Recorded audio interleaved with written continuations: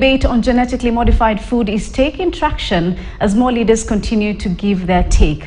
And the latest is Kirinyaga Central MP Gashoki Gitari, who says Kenyans need not fear the genetically enhanced food.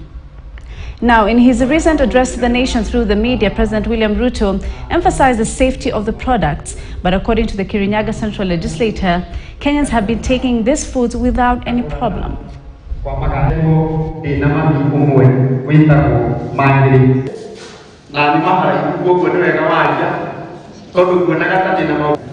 And our key friend.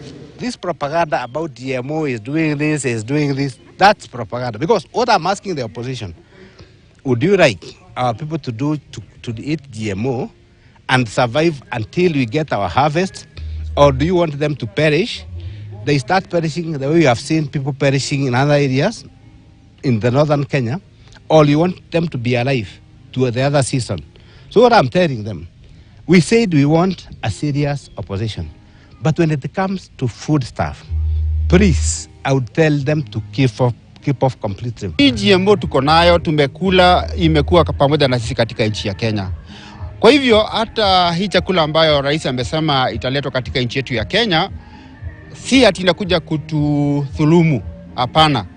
Ni ile upungufu ambao tuko nao katika mahindi, katika mchele na pengine katika sukari, tunajaribu kuhakikisha kwamba watu wetu watapata chakula cha kutosha.